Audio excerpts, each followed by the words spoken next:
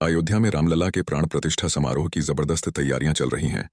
हालांकि राम मंदिर 5, 10 या 15 साल के प्रयासों से नहीं बना है।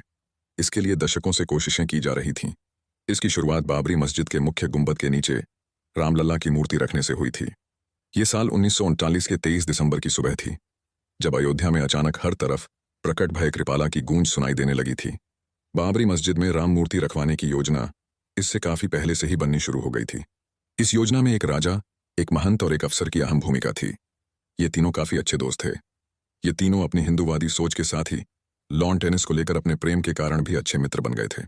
कैसे मिले के नायर, महाराजा और महंत भारतीय सिविल सेवा अधिकारी के नायर अगस्त 1946 में गोंडा पहुंचे थे। उन्हें भी टेनिस खेलने का काफी शौक था। टेनिस खेलने के दौरान ही उनकी मुलाकात और फिर मित्रता महाराजा पाटेश्वरी प्रसाद सिंह से हुई थी। नायर का जन्म 11 सितंबर 1907 को केरल के अलेप्पी में हुआ था।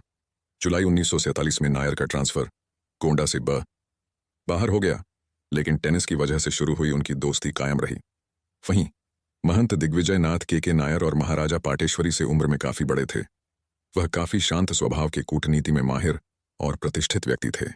नायर और महाराजा महंत दिग्विजय को धार्मिक नेता व बुजुर्ग के तौर पर काफी सम्मान देते थे। यज्ञ में बनी योजना महाराजा पाटेश्वरी प्रसाद सिंह ने साल 1947 में बलरामपुर में एक बड़ा भव्य यज्ञ कराया था। इस यज्ञ में महंत दिग्विजय और करपात्री महाराज भी इस यज्ञ में शामिल हुए थे। करपात्री महाराज ने इसी यज्ञ में अपनी राम मंदिर की इच्छा को जाहिर किया था। यज्ञ में बड़े महाराजा के दोस्त के नायर भी शामिल थे। यहीं पर उनकी दोस्ती महंत दिग्विजय के साथ हुई। इस यज्ञ में तीनों ने अयोध्या में श्री राम मंदिर को लेकर योजना बनाई थी। लेख में बताया गया था कि अगले दिन जब चर्चा हुई तो महंत दिग्विजय नाथ ने अयोध्या में राम जन्मभूमि को वापस पाने की रणनीति सभी के सामने रखी। महंत द्वारा रखी गई रणनीति को हकीकत में बदलने के लिए के नायर ने हामी भरते हुए कहा था कि वह इस काम को पूरा करने के लिए अपना सब कुछ न्योछावर कर देंगे। फैजाबाद के जिला अधिकारी बने के नायर 1947 में बलरामपुर रियासत के महाराजा पाटेश्वरी प्रसाद सिंह के यज्ञ में जो बातें हुई थीं, धीरे धीरे उन बातों को अमली जामा पहनाया जाने लगा था। देखते देखते 2 साल बीत गए और के नायर 1 जून 1939 को फैजाबाद के जिला अधिकारी बनकर पहुंचे।